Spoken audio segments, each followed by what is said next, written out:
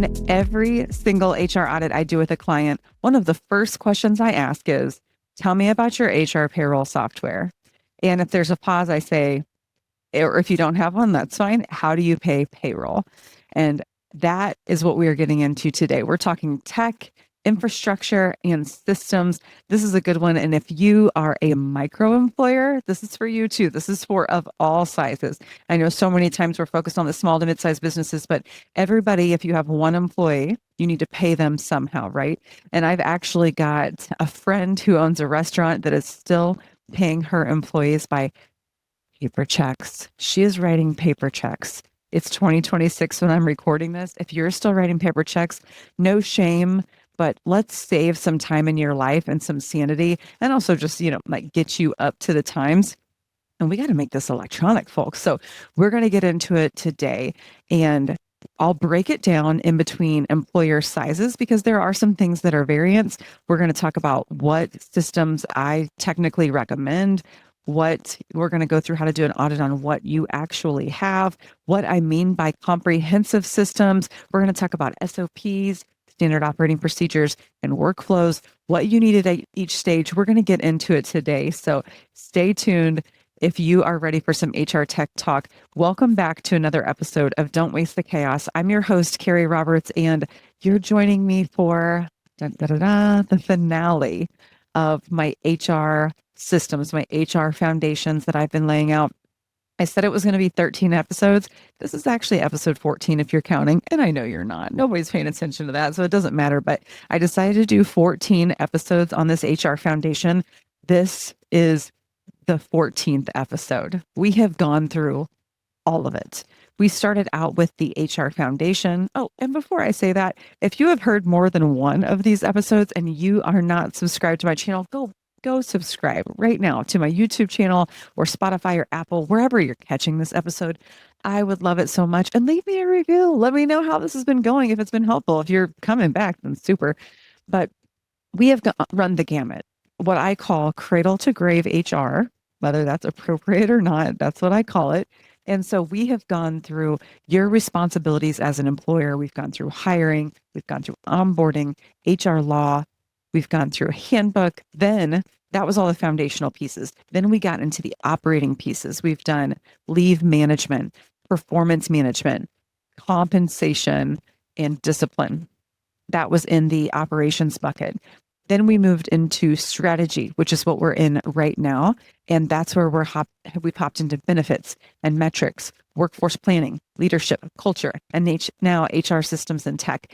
And that is the strategic HR piece. And if you haven't been tracking, I've put coursework together on all of these. So each of these episodes is, somewhere between 20 and 40 minutes. I've got coursework where I teach on the specific topic, a deep dive on it for about an hour. And then I also give you 3 to 4 downloadable tools and resources per topic.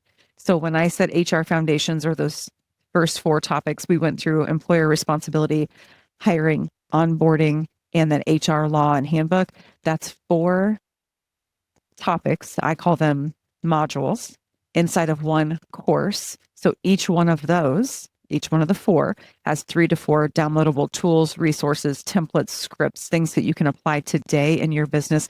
You're going to want to pick that up. And I've made this super affordable because I want everyone to have HR foundations in their business, regardless of their budget. So that HR foundations course, only $49. That HR operating systems course, only $69. And then the strategic HR coursework will be ready up on the website in August. So I'm recording this in July of 2026, August of 2026. That will be live because I'm adding this content in there. And so you'll be able to catch that. All of the coursework is on saltandlightadvisors.com/resources. That's where you can find this. Where you can also find information about my book, or you can get my book on Amazon. Just type in the HR Easy Button book, and it'll take you to the first one that's already been published. I've got a 3-part series. This one's the foundations one, so it lines up with the foundations coursework. The operating system one is in editing right now, so that should go live later this year in 2026. And then the strategy focused one, hopefully I get it edited and published in 2027, and I'm excited about that. But all of this was created. I created the HR in a Box system which is the 3 different pieces of coursework. I created the 14 pieces of content. I wrote the books. I did this series on my podcast, all to help small to mid-sized business owners who don't have an HR foundation. I talk to people every day who don't know what HR actually is. And everything that I just rattled off, all the content and the coursework, that's HR. It is how you hire, how you onboard, how you pay, how you manage leave, what the laws are, what the policy is, how you manage performance, disciplinary action, what your culture looks like, training and development, what tech you use. This is HR. This is what HR looks like.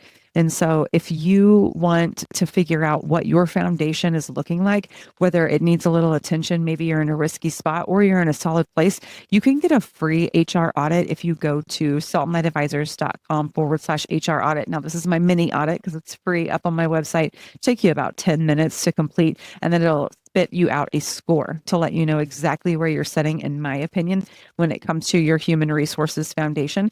And at the end of that, if you want to reach out and schedule a 30-minute meeting with me, it's the only place on the internet where you can click on a button and get onto my calendar. I guard my calendar with my life, and that is the only spot. If you do my HR audit and you can see that there's something that needs to be done, you can click on a button and literally get placed onto my calendar. Do not abuse that if you are a crazy person listening to this. Okay.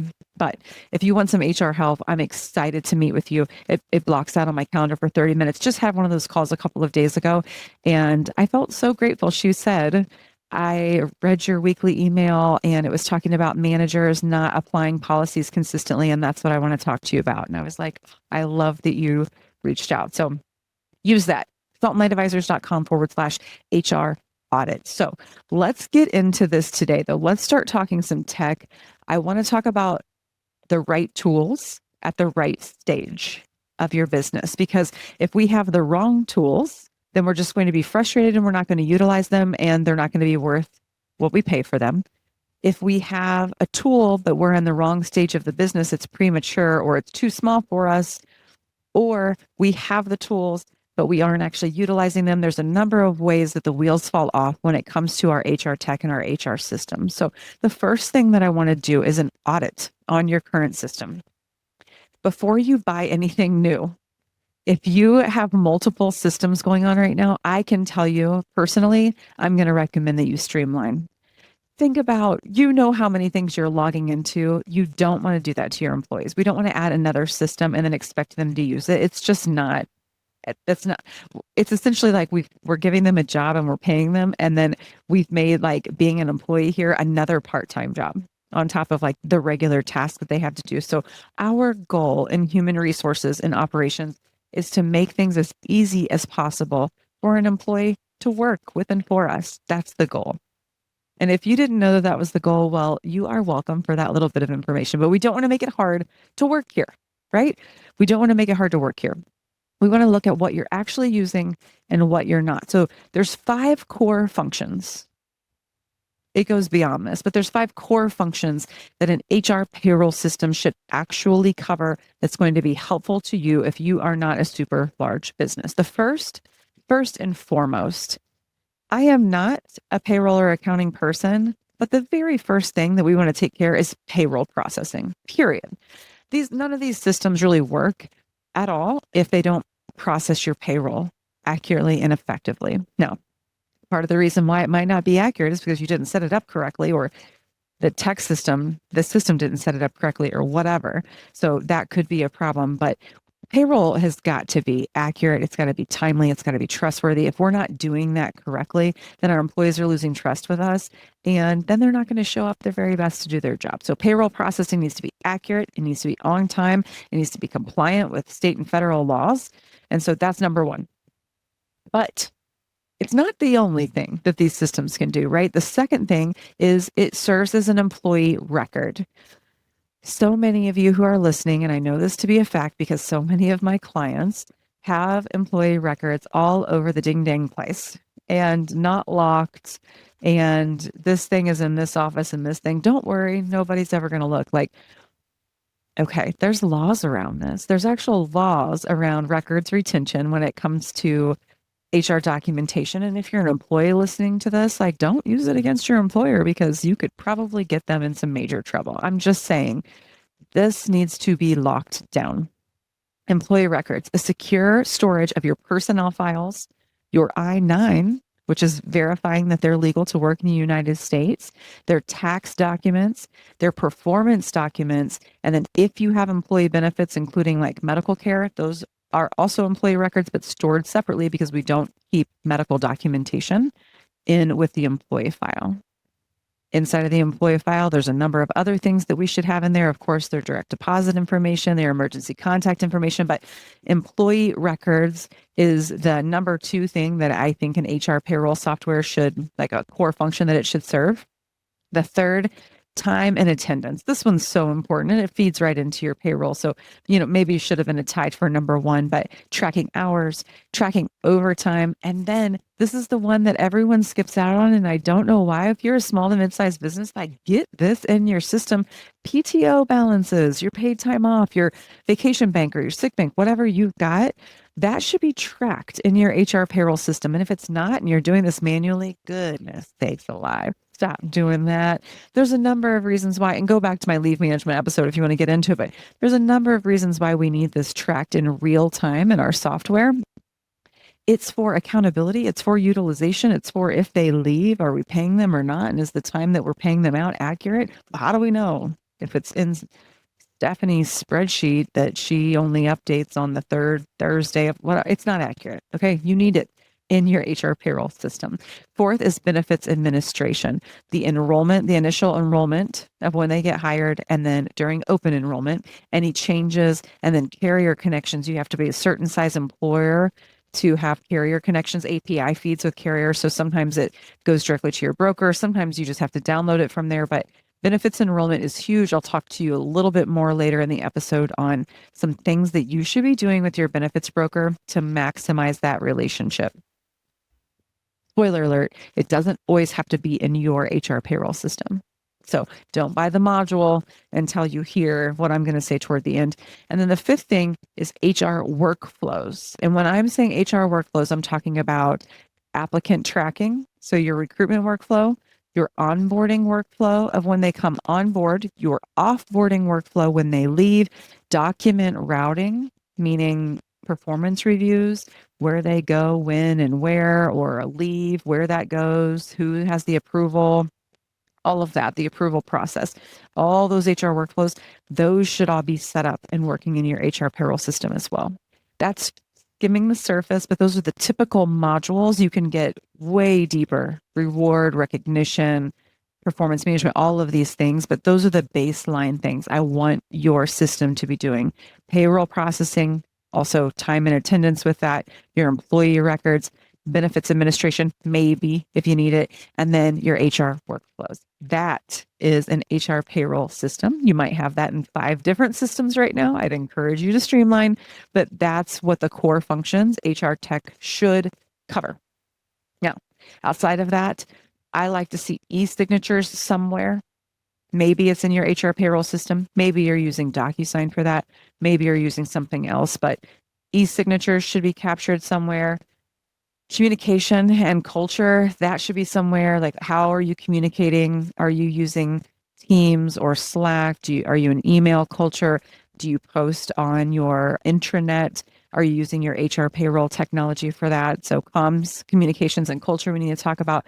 Scheduling, if you've got shift workers, let's say you have a restaurant and you're listening to this, a coffee shop, a distribution location, whatever it is, sometimes there's separate shift software, depending on if you're a construction company or whatever that is, restaurants use Toast, whatever it is. So think about how that integrates with your HR payroll technology. Don't begin an HR payroll technology that does not integrate with your shift technology, because then you're going to have manual entry. We want these to speak together if at all possible. And then let's think about the way this interacts with applicant tracking, meaning are you using Indeed, LinkedIn? How does that talk to your HR payroll software? Does it talk? Can it talk? Is there an API? What does that look like? So all of these things come into play. I want to know it all. I want to understand it all. Most small businesses have this spread across 3 to 6 tools. That's the problem. Data's not talking to each other. We've got manual rekeying. There's a lot of errors that I see going on. Nobody owns the whole system. Somebody might own this piece or this piece or this piece, but really just people are using it, but nobody's really owning it, being the super user of it. So things are falling through the cracks. We're not really getting what we pay for. There's no single source of truth for employee data. It's all over the place. So then when we're doing performance reviews, we've got stuff all over the place. That is a problem.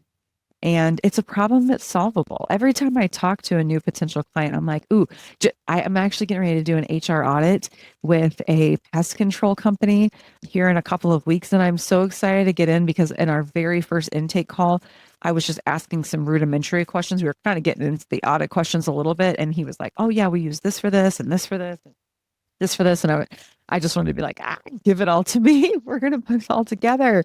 Like, this is going to be a pain in the butt for you with 25 employees, So that's what we're getting into. The audit question for every tool that you're currently using, though, even if you're using the 3 to 6 tools or whatever it looks like, what does the tool do?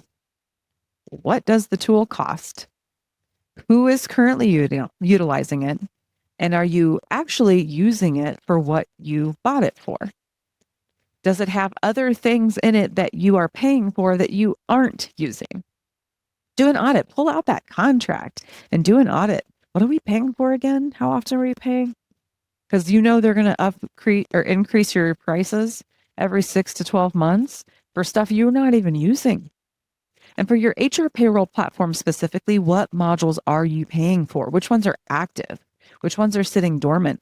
I have seen clients when I get in and look at their HR payroll system, when I'm like, first of all, you're paying for this, this, this, this, and this, and we didn't even get it set up. And they get frustrated, they're frustrated with their tech company. Oh, I am too. It's a racket. I've got opinions all day long on these tech companies and their lack of service and support by and large. There are some that do it better than others, and I'll tell you who I think that is. But usually they're mad and I'll say, here's what I bet happened. They assigned somebody to you with implementation and they said, hey, do you have performance reviews you want us to load in? And you said, no, but I'll get them to you. They're not going to hound you. It's kind of like the gym. The gym sells you a membership. And then if you don't show up the next month, the gym's not like, we missed you. It's not like Sunday school when I was growing up and you missed Sunday school and they'd send you that postcard that said SNDAY.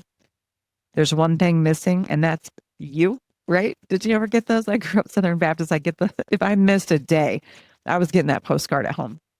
It's not like church, and it's like the gym. They don't care if you use it. They just care if you pay your bill. And so you need to be the one auditing it, get on top of it during that implementation. What I end up doing with clients over and over and over again is serving as the intermediary between your implementation. Now, here's what I know. You are not going to call me and say, I want to pay you consulting fees so you can help me implement this technology. You're just not going to do that because you're going to assume that the technology should have people there that should implement it with and for you. And I would say, I agree with you. I fully agree with you. That should be taken care of. But here's what happens. Do you have, these certain things set up in your handbook? Oh, no, we don't. Okay, well, you need to make some decisions on these things, let's say bereavement leave, and then we can set up the different leave categories for you. Oh, okay, yes, we will do that. You forget. And then you just keep moving forward. Let's get your benefits set up in here. Oh, okay, yeah, I just need to call my broker because I don't know 100% of all what we have. Okay, well, let us know. And you forget, you call your broker and they don't get right back to you, and then you forget to follow up. And so that's the problem. And then you've paid for this for 6 months, a year, 5 years. And then I come along and say, what modules do you have? And you say, I don't know. We only have like payroll and time and attendance. And I ask you to send me your bill because I always ask for that because I got to be honest, I just don't believe you. And then I get your bill, I get your contract, I see what you're actually paying for. And then I say, hey, you're actually paying for this. Or there's sometimes where you are only paying for the bare minimum. And I let you know, it might be time to add these additional modules, but let's set them up correctly together so you'll actually use them. I had a client, we set up the ability to track PTO and then they're only doing it for hourly workers. Come on now, let's do it for everybody. Salary needs to be in there too. Let's freaking go. So you need to audit what you currently have. So let's talk about what you actually need at each stage of the game of your organization. If you are in stage, what I would call 1, you've got under 10 employees, this is going to be piecemeal. I know it is, and that's totally fine. It is for my business too. I'm small, I'm under 10. So I've got a little bit of this and a little bit of that. Here's what it looks like for me. I've got QuickBooks, and that's where I'm paying employees and contractors. And then I keep everything else inside of, I've got Microsoft Outlook. So I've got Teams, therefore OneDrive.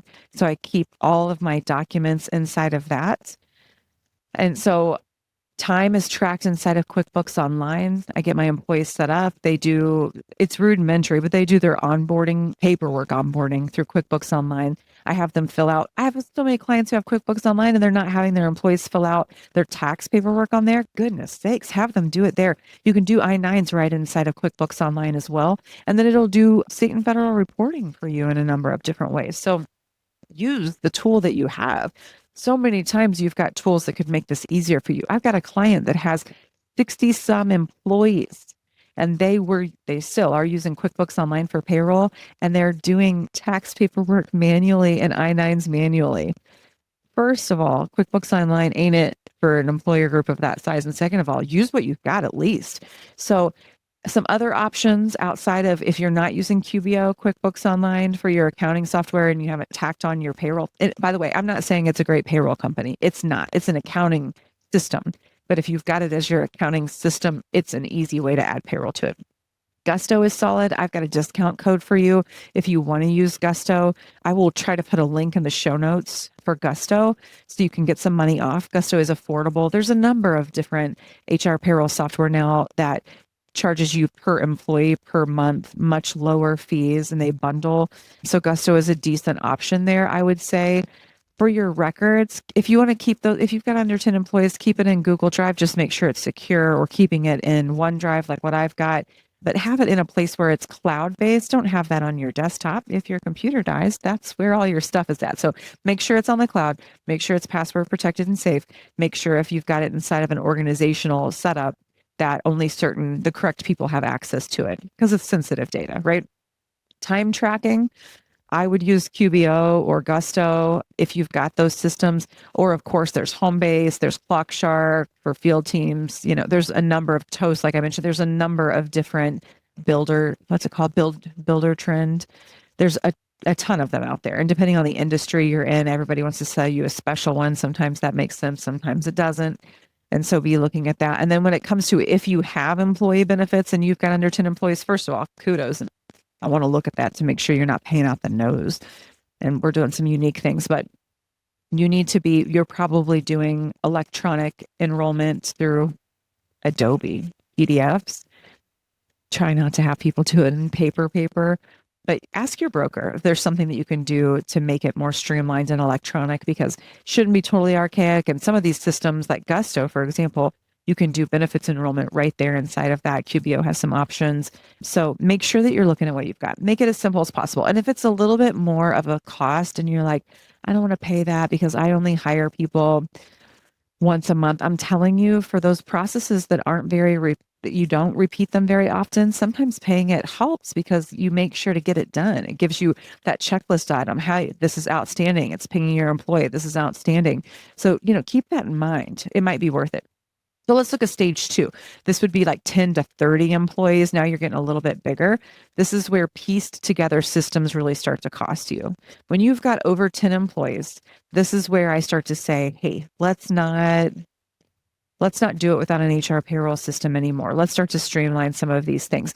One of the companies, and I have a partnership with this one as well, that I would recommend is maybe Rippling. That might be a good option. Gusto is another great option here too. Again, get that code for me. Bamboo HR, I haven't used it, but I hear good things. Same thing with HiBob. But I think that's a cover for another system. Do your research. So there are a lot of these systems that get white labeled, by the way. It's kind of like Go High Level for marketing. There's so many companies that literally Go High Level, GHL, markets themselves to marketers so that way they can white label it and they can resell it for them. It is I'm not saying it's an MLM pyramid scheme, but I'm saying that is their business model, the white label model. And so many companies do this now. All about that. And so just think about that. There's so many companies that are white labeling iSolved.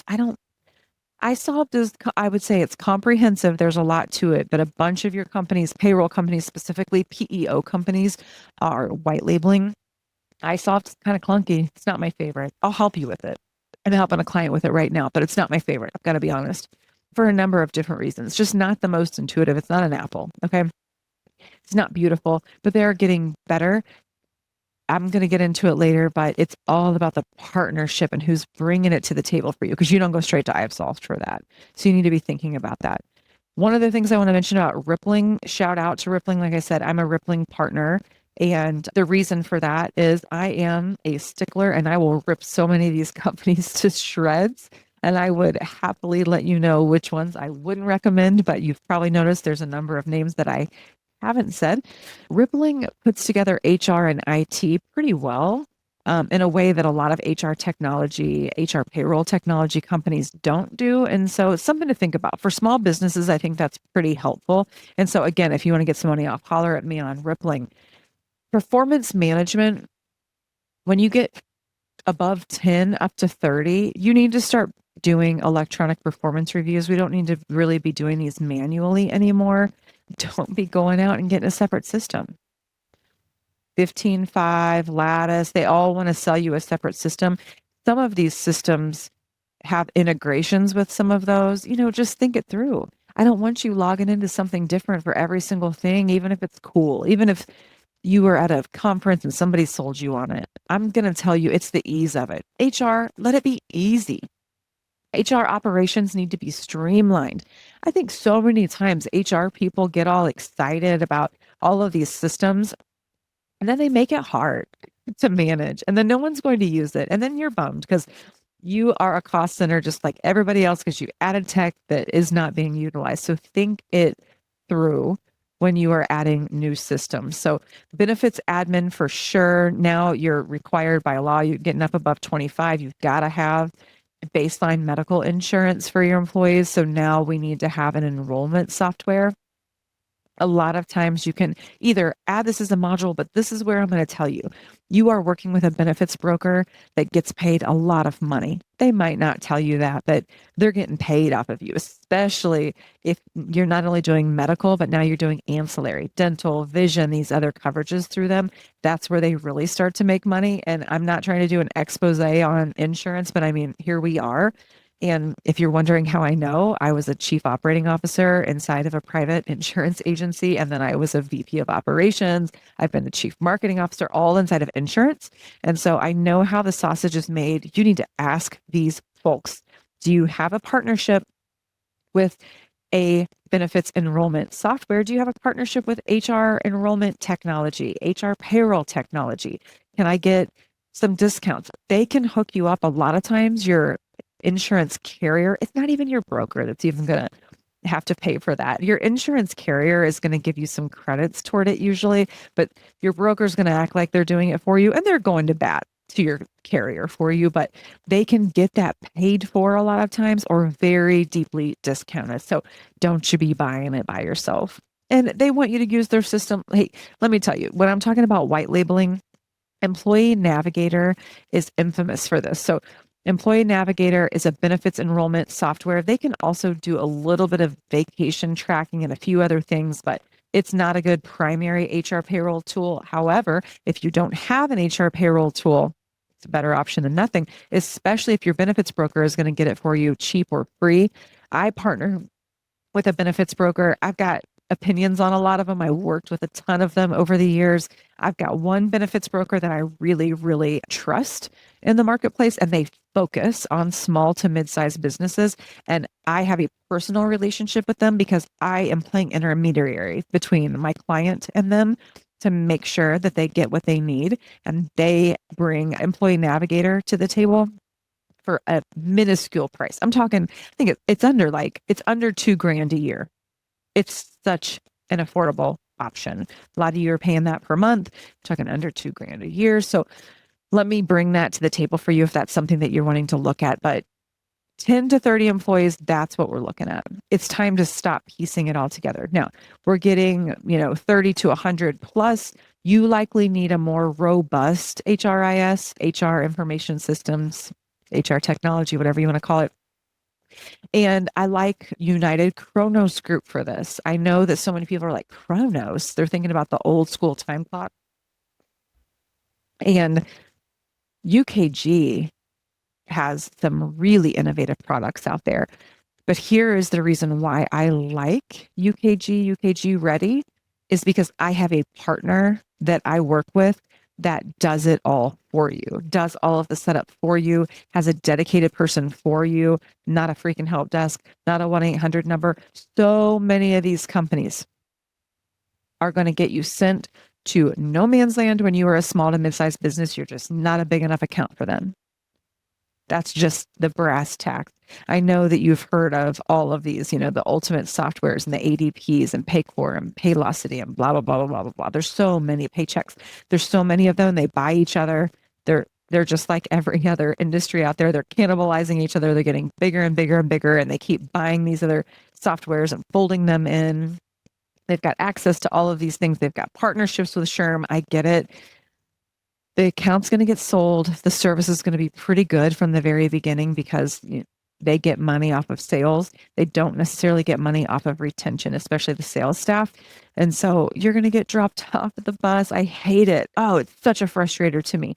I come across now, I have relationships with a number of those big players. I have a more local person that I reach out to, and I will go ham on it. I'll be like, hey, but even that person, they don't really care as much because they didn't sell the account. They'll work with me because they want me to refer them more business, but it's tough. These big players are tough to work with, I'm telling you. So if you're looking at some of the bigger players, you have to get a really good service and support team. It's not about the sales. It's about service and support. ADP, Workforce Now, Paycom, Paylocity, all of those. It's going to be good at the beginning. All of these softwares are pretty good. People will be like, well, my software is pretty good. Like, they're all pretty good. I mean, they're all pretty much offering the same thing, different packaging. It is service and support for me. That's why I like working with that UKG Ready company, is because the owner literally is a buddy of mine, and not like a bro from back past. I met him when he was at UKG. I implemented him in my organization, and then we started referring clients to them. Back when I was in insurance, we referred a ton of clients to them, and we held them to the fire if our clients weren't happy with it. We developed a deep relationship that started years and years ago, and I've partnered with them ever since. And I still have the owner's cell phone number in my phone because he'll answer my call because he knows I've held him to it before. Like, service and support has to be there, or we're moving to somebody else. And I am the exact person that can help you move somewhere else. It's hard for you. It's hard for your staff. Implementing any new tech is complicated. So I drive that train, I steer that ship, and I do it all the time. I get clients moved from one to the other because they're like, this isn't going well for us. And I'm like, let's leave them then. Let's move on if you're not getting what you want. So it's tough. While I'm talking about HR tech, I want to mention PEOs real quick. So a PEO, if you don't know, is a professional employer organization. And I have an old episode called, Is a PEO the Right Choice for You? I've actually got 3 episodes where I address PEOs in them, but one specifically is a PEO the right choice for your business? Go to my YouTube page or my Spotify or Apple and type in, is a PEO the right choice for your business? That episode will pop up. Read the transcript, listen to the episode, whatever you want to do. That will help you think it through. You need to be thinking it through. It's a co-employer model. I am not anti-PEO, but I am anti you not understanding what it is and then signing up for it, because then it's hard to get out of. It's a co-employer model. They handle payroll, they handle benefits, they handle compliance. Ooh, now it's starting to sound good. Just to let you know, it's less control. And a lot of you small businesses, you started because you wanted more control than corporate. There's ongoing costs, and you need to understand the co-employment relationship. I'm not going to go deep into it on this episode. Go to that other episode and listen to it. It's right for some businesses, not for all. It's worth evaluating if you're 10 to 50 employees, but it can give you access to some more like large employer type benefits rates, which is why sometimes you go to it, or because you're afraid about compliance, or because you don't want to run payroll internally. There's a lot of selling points to it. It's thick. Okay. You're in bed together. It's deep. So you are a co-employer now. You're not the only employer of your employees. So do your research. Call me. If you want me to vet it with you, call me, shoot me an email, saltlineadvisors.com/contact and say, I'm thinking about this. Can you help me walk through it? And I'll just charge you for the consult call and we'll walk through it. I mean, I would say we probably need to get in a relationship together because there's some things that you need to think through, but I'll have that conversation with you because I want to help. But listen to that episode and that should help you. But that's another, I just want to mention it when it comes to HR payroll tech because that is an option.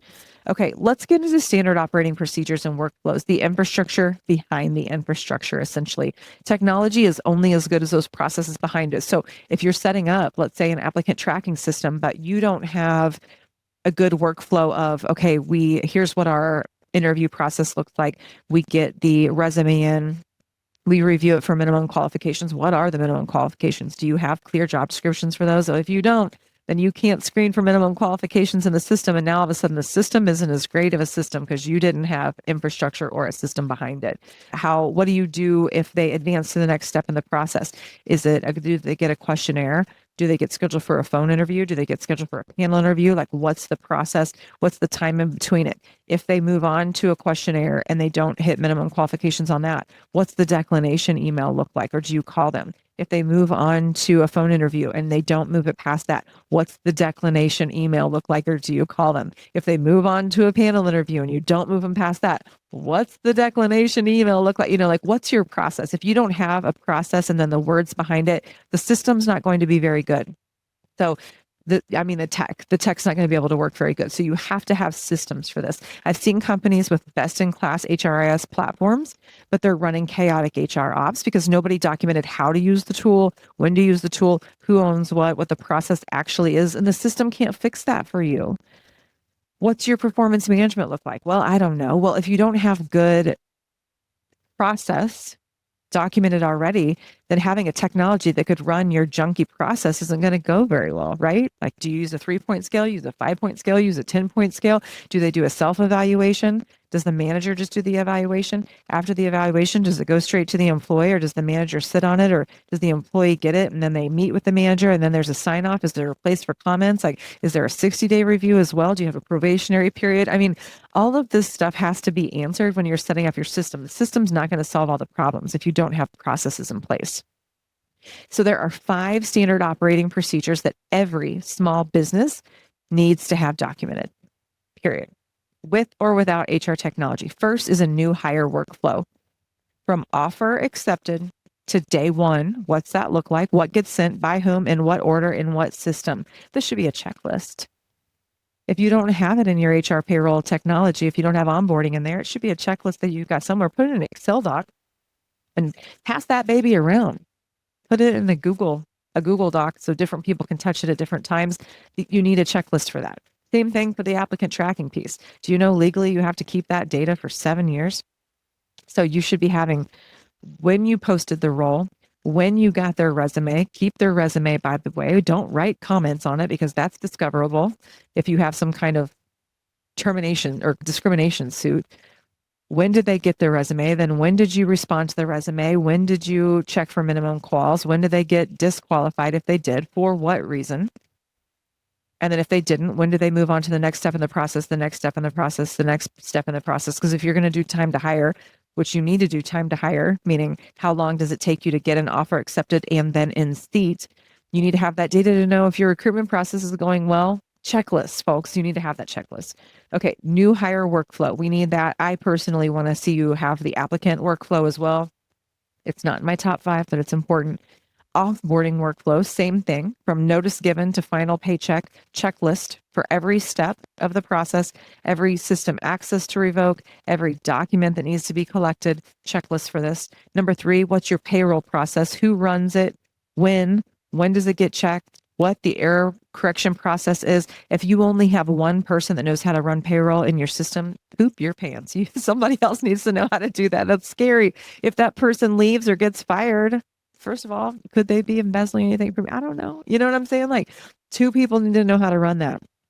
And I don't mean 2 people are running it, but that needs to be documented. That person who's running it, standard operating procedure. And if that rubs that person the wrong way, they're holding you hostage. That needs to be documented so they can go to have surgery and not have to worry, or go on vacation and not have to worry about service, whatever it looks like. So new hire workflow, offboarding workflow, payroll process, leave request process. Leave request, this is where I see the most discrimination claims come in, you guys, because it's just not standardized process. It's not that hard. How it's submitted, how you submit for leave, how it's approved, how it's tracked, how it's reflected in payroll. You need to have all of that documented.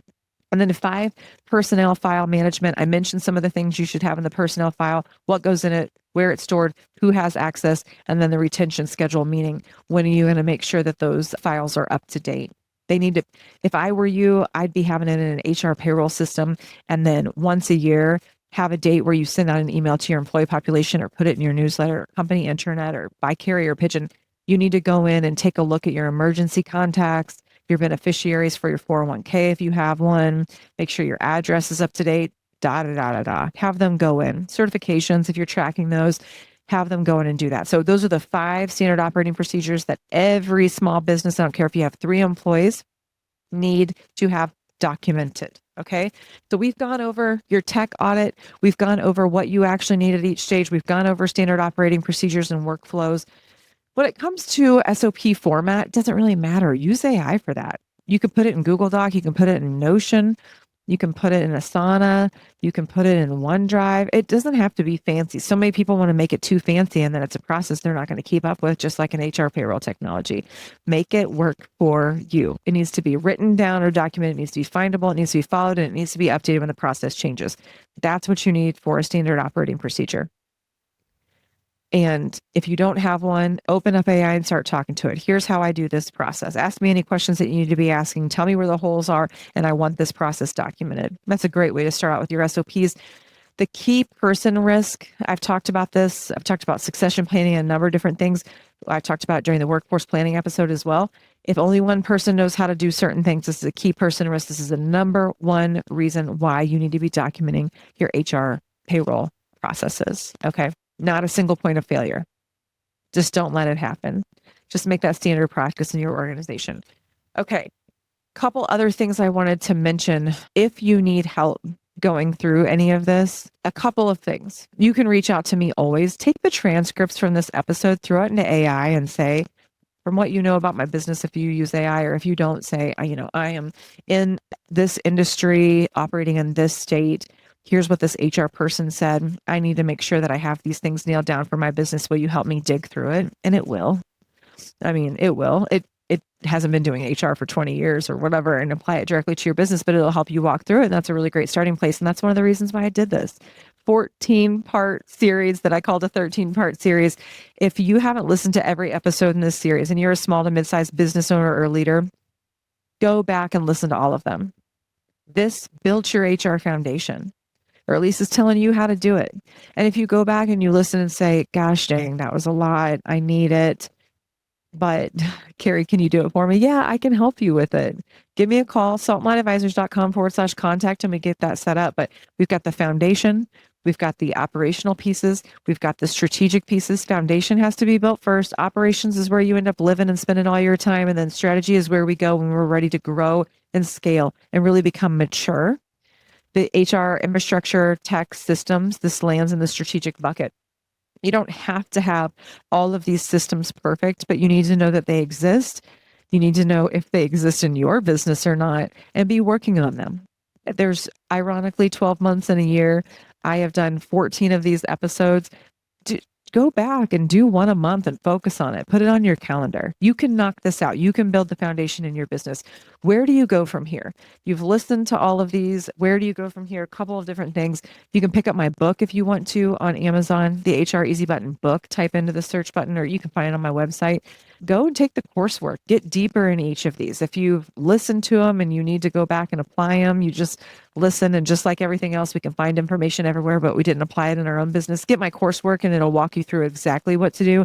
And it'll give you exercises. So saltlineadvisors.com/resources to find my coursework, or work with me directly. The first thing I'm going to do in your business is I'm going to do a full-blown HR audit. It's going to be a month-long process. It's only going to take you about, let's say, a max of 4 hours in a month. And that's because I'm going to do a couple of phone calls with you, and then I'm going to deliver that information to you. And I'm going to give you a report and I'm going to give you recommendations afterward, and then a roadmap of where we can go or where you can go. So I'm going to do an HR audit for you if you want to work together. You can email hi@saltandlightadvisors.com if you want to bypass my contact page. But I started this series because I talk to businesses and business owners every day who are managing people without a roadmap. And they're really great attorneys, or they're really great physicians, or they're really great construction folks, or they're really great nonprofit directors, but they don't know the business side. And that's where I'm coming in. They're good people. They care deeply. They're working incredibly hard. They're doing their best with what they have. This is facts. This is what I'm seeing all the time. My hope is that this series helps give you the map.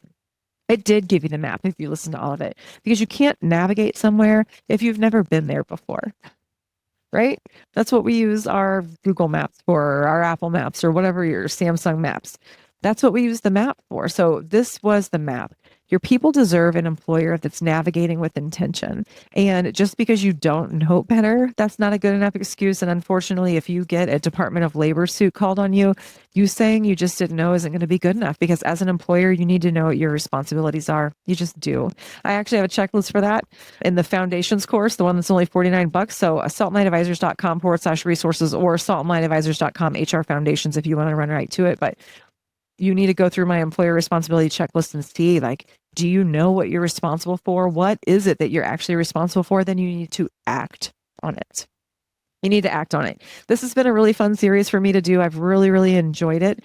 And I hope that you've enjoyed it too. I hope that it's given you a lot of insight and not a lot of heartburn. My hope is that it made things easier for you to understand where you're at and what your gaps are, and then do your gap analysis and start tackling it. Block off an hour a week, block off an hour a month with your management team. Just block it off and be really intentional with it. If you need me, you know where to find me.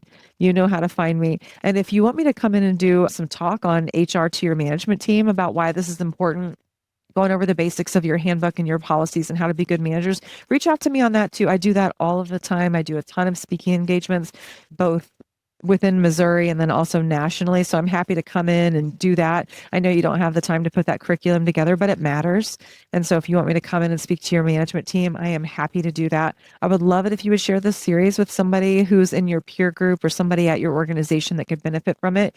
Reach out to me anytime. Don't forget to leave a review and subscribe. Friends, I know that HR can feel like chaos, especially if you don't have a background in it, but your business is worth the work. So don't waste the chaos. Embrace it. Until next time.